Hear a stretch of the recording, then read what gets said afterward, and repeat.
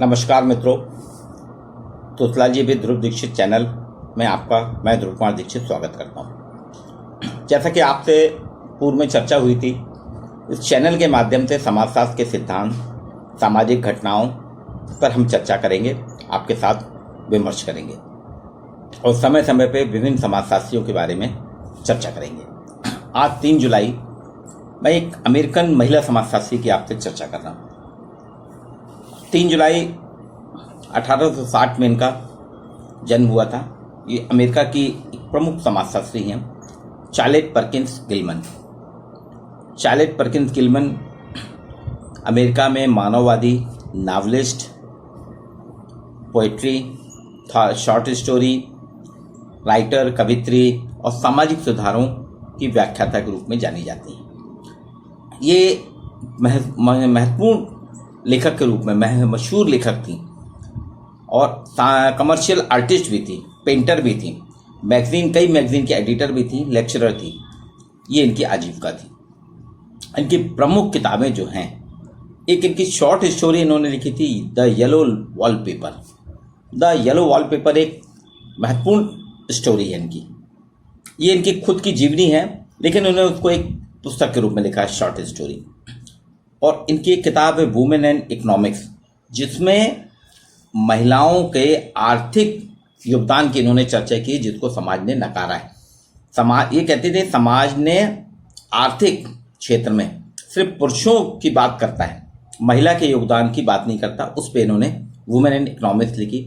जानवर जो डोमेस्टिक पालतू पशु हैं, इस पर उन्होंने एक कहानी लिखी थी, व्हेन आई वॉज ए विच। ये कुछ इनके खास किताबों की बात मैं कर रहा हूँ, चर्चा कर रहा हूँ। इन्हें नारीवादी आंदोलन की बहुत बात की।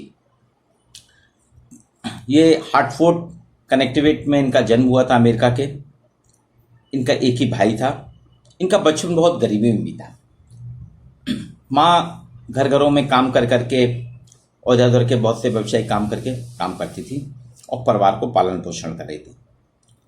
पिता से भी इनको बहुत ज़्यादा सपोर्ट या पिता से बहुत ज़्यादा वो नहीं, पिता इनके घर के उसमें ज़्यादा कर नहीं पाते थे, तो पिता का भी सहयोग नहीं था और माँ इनको अकेले पालती थी। तो जैसा कि उस दौर में इन्होंने लिखा है कि लड़कियों को के साथ बहुत भेदभाव होता था परिवार में, लड़कियों को बहुत ज़्यादा नहीं, इसलिए इनकी पढ़ाई जो थी ये अलग अलग स्कूलों में हुई। पर इनके पिताजी ने इनको छोड़ दिया था, पिताजी ने परिवार को ज़्यादा ध्यान नहीं दिया।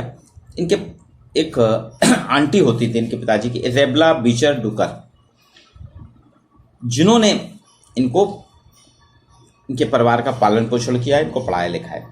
ये बचपन से ही कुशाग्र बुद्धि की थी, इसलिए स्कूल में भी जहाँ पढ़ती थी, इनके टीचर इनकी गरीबी और इनके उससे ज़्यादा प्रभावित नहीं थे, बल्कि इनकी विलक्षण बौद्धिकता से प्रभावित थे और उनको इंकरेज करते थे।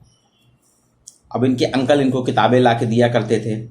बाद में पिताजी भी इनके लिटरेरी थे, साहित्य में प्रेमी थे, तो पिताजी भी इनको किताबें ला के देते थे। पर माँ ने इनको कोई सपोर्ट नहीं किया, इसलिए बचपन से ही ये भी बहुत से काम करती थी और घर घर साबुन बेचने का काम भी किया है। इन्हें डोर टू डोर साबुन बेचने का काम किया है। बच्चों को, अपने से छोटी उम्र के बच्चों को पढ़ाती थी और वो ट्यूशन से पैसा मिलता था, जिससे इनकी पढ़ाई होती थी। कहानियाँ भी लिखती थी, कविताएं लिखती थी। ये बीच में ये लोग वहाँ से 15 साल की आयु में इनके माँ ने तो एक तरीके से इनको छोड़ ही दिया था कि मैं आपका नहीं कर सकती।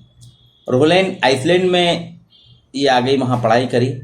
रोलैंड आइसलैंड में इनकी जवानी भी थी, लेकिन एक खास बात थी, ये युवावस्था में लड़कियों के साथ कम लड़कों के साथ रहती थी, इसलिए इनको टॉम बॉय कहा जाता था।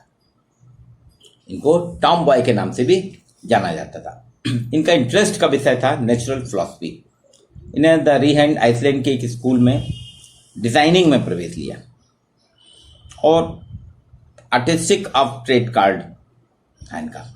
ये कहती थी कि बस हमें ड्राइंग करना है। पेंटर भी बहुत अच्छी थी, ये बहुत ज़्यादा करती थी, लेकिन इनके क्या था, पोस्ट पार्सन डिप्रेशन के हुआ था। इनको बीमारी हुई थी शादी के समय, जब बच्चा हुआ तो इनको पोस्ट पार्सन डिप्रेशन हुआ, उससे बहुत डिप्रेशन में चली गई। फिर कैलिफोर्निया आ गई।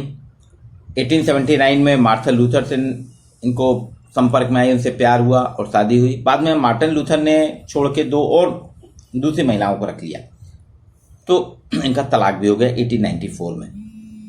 ये अपने एक बच्ची को लेकर कैलिफोर्निया आ गई, और बच्ची को लेकर जब कैलिफोर्निया आ गई, वहाँ रहने लगी, वहाँ पे लिखती थी और बहुत से नारीवादी संगठनों से जुड़ी हैं। और बहुत 1832 में इनको ब्रेस्ट कैंसर हो गया। ब्रेस्ट कैंसर के बाद ये इतना ज़्यादा डिप्रेशन में आ गई, ब्रेस्ट कैंसर इतनी परेशान थी कि 17 अगस्त को इन्होंने आत्महत्या कर ली। इन्हें ओवरडोज ले लिया क्लोरोफॉर्म का, और क्लोरोफॉर्म का ब्रेस्ट कैंसर से इतनी परेशान थी कि इन्हें क्लोरोफॉर्म का ओवरडोज लिया। इनका कहना था, इन्हें अपनी बायोग्राफी में लिखी है कि मैं जल्दी और चुपचाप शांत होना चाहती हूँ, मैं ज़्यादा कष्ट नहीं भोगना चाहती। ये इन्होंने जो है, इनकी जो करियर की बात है, 1896 में कैलिफोर्निया में national American women suffrage association के में ने भाग लिया, मतलब महिलाओं को मताधिकार की बात। तो national American women suffrage association का कन्वेंशन था, जिसमें कैलिफोर्निया में उन्होंने बहुत तैयारी करी और वाशिंगटन डीसी में भाग लिया और अपनी बात, महिलाओं को अधिकार, पॉलिटिकल इक्वालिटी की बात इन्होंने की। 1890 में लंदन में नेशनलिस्ट क्लब में इन्होंने नेशनलिज्म पे लेक्चर दी। इनके अधिकतर व्याख्यान जो देखे गए हैं वो नेशनलिज्म पे बहुत थे, ये राष्ट्रीयता की बात बहुत करती थी। इन्होंने 15 निबंध, एक छोटे से अंतराल में ही इन्हें 15 निबंध, शॉर्ट स्टोरीज, येलो वॉलपेपर, ऐसी बहुत सी किताबें लिख डाली। और ये सबसे ज़्यादा फेमिनिज्म प्रेस जो है, फेमिनिज्म प्रेस जो न्यूयॉर्क का था, उसकी सबसे ज़्यादा बेस्ट सेलिंग पिछले 15 साल तक वो बताता है, शुरू के 15 साल तक सबसे बेस्ट सेलिंग वाली किताब थी इनकी the yellow wallpaper. Yellow wallpaper में इन्होंने वास्तव में क्या करा है, येलो वॉलपेपर की शॉर्ट स्टोरी में बताता हूँ क्या था। जब इनके पति की शादी हुई, ये इनके पहली डिलीवरी हुई, बच्चे हुई, तो ये थोड़ा डिप्रेशन में आ गई, ये डिप्रेशन में आ गई, और इसको कहते हैं पोस्ट पार्टन डिप्रेशन। तो इनके पति ने एक डॉक्टर की सलाह पे, एक डॉक्टर की तरह से इनका ट्रीटमेंट किया। कैलिफोर्निया के बिल्कुल आउटसाइड में एक मकान ले लिया, उस मकान के आसपास कोई बस्ती नहीं थी, सुनसान में रहने लगे। डॉक्टर ने कहा था इनको अकेले में रखो, इनको पेन, कलम, ब्रश से दूर रखो, मतलब मानसिक कार्य नहीं करने दो। अब ये लोग वहाँ आके जब रहने लगे उस मकान में, तो ये बहुत डिप्रेस में थी, क्योंकि इनको लिखने पढ़ने का बहुत शौक था और लिखने पढ़ने से दूर कर दिया गया। तो उस मकान के फर्स्ट फ्लोर में एक बहुत हॉल था, 2 कमरे थे, उसमें विंडो नहीं थी, वहाँ पे पेंटिंग थी चारों तरफ, येलो पेंटिंग। उसी से इनको एक वो आया, येलो वॉलपेपर स्टोरी इन्होंने वहीं से लिखी है। उसमें नैरेटिव हैं, ये अपने पति जॉन के बारे में लिखती हैं। उस पेंटिंग चारों तरफ थी, बहुत से थे, उसमें क्या बच्चे जो पढ़ते होंगे नर्सरी में, उन्होंने उसको छीला होगा। तो ये वहाँ पे जब रहती थी, जॉन कहता था कि आप मानसिक रूप से बीमार हो, आप यहाँ पे आराम करो, लेकिन ये रहना नहीं चाहती थी, ये लिखना पढ़ना चाहती थी। तो उसमें बीच में इनका एक थ्योरी थी, इनको लगा ये जो पेंटिंग है इसके पीछे कोई वुमेन है, कोई महिला है जो बहुत परेशान है, और वो ताकत जो है, उसकी जो शक्ति है वो, इसलिए इनका डिप्रेशन बढ़ता चला गया।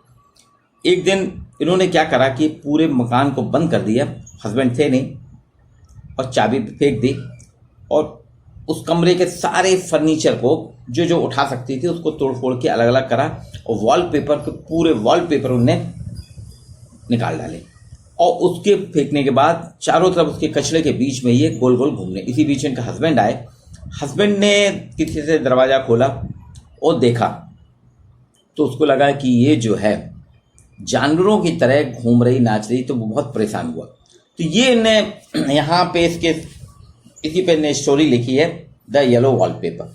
येलो वॉलपेपर वास्तव में देखा जाए तो इनके खुद का था। इनका कहना था कि असमानता, महिलाओं के साथ जो असमानता होती है, परिवार की संरचना है, पारिवारिक संरचना, और महिलाओं को केंद्र में ना रखना, ये सारी चीज़ें, महिलाओं को पढ़ने नहीं देना, महिलाओं को आगे नहीं, महिलाओं को पहनने के कपड़ों में विरोध करना, महिलाओं को बराबरी के, महिलाएं, लड़कियां जो है लड़कों की ड्रेस नहीं पहनेंगी, ये सारी चीज़ें थी। इस पे जो किताब लिखी थी, इन्हें डॉक्टर को चैलेंज किया जो इनका डॉक्टर इलाज कर रहा था उसको उसने किताब भेजी थी, हालांकि डॉक्टर ने उसका वो नहीं करा, लेकिन बाद के डॉक्टरों ने इनके उस उपन्यास को पढ़ के, स्टोरी को पढ़ के अपने इलाज के तरीके बदले।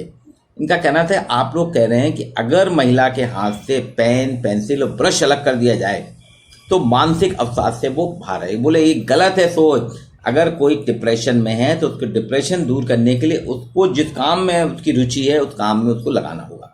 ये एक तरीके से ये इसके बाद इन्होंने वुमेन एंड इकोनॉमिक्स नाम की किताब लिखी है, जिसमें समाजशास्त्री एंगल से इन्होंने चर्चा की है कि महिलाओं के काम के आर्थिक योगदान को, आर्थिक जो योगदान देती हैं महिलाएं, उसको तो नज़रअंदाज किया जाता है।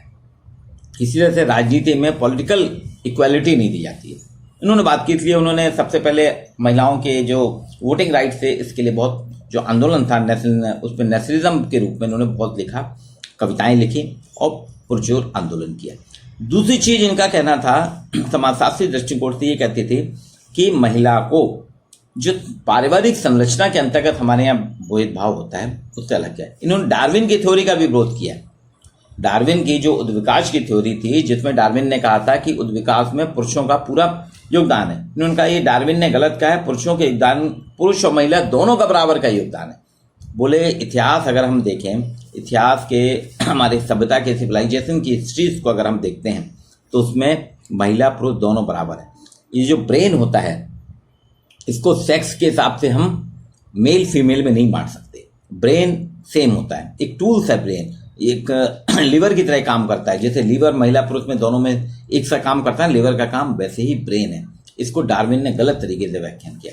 तो ये जो आज मैंने आपसे जो चर्चा करी है, चार्लेट परकिंस गिलमैन समाजशास्त्री, ये वास्तव में एक समाजशास्त्री दृष्टिकोण से इसलिए इनको रखा जाता है, ये ह्यूमनिस्ट थी। नारीवादी आंदोलन इन्होंने, जो अमेरिका में नारीवादी आंदोलन था, इसमें उन्होंने बहुत बड़ा काम किया और नारीवादी महिलाओं को उन्होंने बहुत ज़्यादा वो दिलाना चाहे। इनका कहना था कि महिलाओं को जब तक आप कैद में रखेंगे, महिलाओं को जब तक आप कैद में रखेंगे, महिलाएं आगे बढ़ ही नहीं सकती।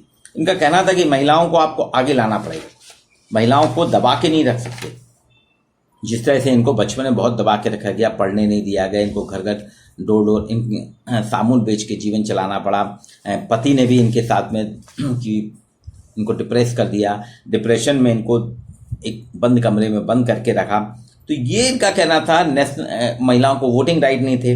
National American women suffrage association जो थी, उसके कन्वेंशन में इन्होंने बहुत बात की कि महिलाओं को बहुत ज़्यादा फ्रीडम दिया जाए। बोले अभी तक फ्रीडम जो नहीं मिल रहा है, ये इनके आर्टिस्टिक जो थे उसके माध्यम से ये फ्रीडम की बात करती थी। तो यहाँ पे आज मैं जो आप तक चर्चा की है, द येलो वॉलपेपर की लेखिका, हालांकि सभी जगह आप अगर गूगल में कहीं भी सर्च करेंगे येलो वॉलपेपर की, जहाँ ही डालेंगे आप येलो वॉलपेपर, तो चार्लेट परकिंस गिलमैन का सिद्धांत किसकी थ्योरी पूरी आ जाएगी। लेकिन एज ए समाजशास्त्री, एक समाजशास्त्री के रूप में 3 जुलाई 1860 को इनका जन्म हुआ था और 17 अगस्त 1935 को इन्होंने अत्यधिक क्लोरोफॉर्म लेके अपनी आत्महत्या की थी, सुसाइड की थी। ये शांतिपूर्वक मरना चाहती थी और जल्दी मरना चाहती। इनका ब्रेस्ट कैंसर हो गया था जिससे परेशान थी। इनको डॉक्टर ने बता दिया ब्रेस्ट कैंसर है। उस वक्त चूंकि 1800 की शताब्दी में 1935 में उतनी चिकित्सा नहीं हो पाई थी, उनको मालूम था कि ब्रेस्ट कैंसर से बचना मुश्किल है। तो इन्होंने कहा कि मैं जल्दी मरना चाहती हूँ और शांतिपूर्वक मरना चाहती हूँ, चुपचाप मरना चाहता हूँ, मतलब मौत ऐसी हो जिसमें कोई परेशानी ना हो। इसलिए इन्होंने क्लोरोफॉर्म लेके, इनकी बायोग्राफी में है, इनके भाई ने जो लिखी थी इनकी बायोग्राफी, उसमें ये चीज़ है कि इससे हुआ। तो इससे एक समाजशास्त्री को आज उनके जन्मदिन पर मैं उनका अभिनंदन करता हूँ। और sociology with Dhruv Dixit channel का प्रयास है कि आज 3 जुलाई उनको उसको नमन किया जाए और हम ऐसे ही समाजशास्त्रियों के बारे में आपसे रूबरू होते रहेंगे। आपको नए नए समाजशास्त्रियों के हर जन्मदिन पे मेरा प्रयास रहेगा कि आपको उनसे परिचित कराऊं, उनके कैरियर की बात करूं, उनके जीवन की बात करूं और उनके साथ जो महत्वपूर्ण उनके योगदान है उस पर चर्चा करूं। तो सोशलॉजी में इनका योगदान सिर्फ तो था वीमेन एंड इकोनॉमिक्स की, महिलाओं के आर्थिक योगदान की इन्होंने बात की है कि आज सोचिए आप 1900 में इन्होंने चर्चा की थी। 1913 में इनकी किताब आई थी वुमेन एंड इकोनॉमिक्स, जिसमें इन्होंने आज जो हम कहते हैं ना महिलाओं के आर्थिक बात की कि महिलाएं बराबरी की आर्थिक क्षेत्र में योगदान दे रही, उन्होंने 1913 में बात की थी अमेरिका में, जब वो बहुत ज़्यादा विरोध था। इनका कहना था कि महिलाओं का आर्थिक योगदान बहुत है लेकिन उसको समाज ने नकारा है। तो ये ऐसी समाजशास्त्री हैं। आज के लिए इतना ही।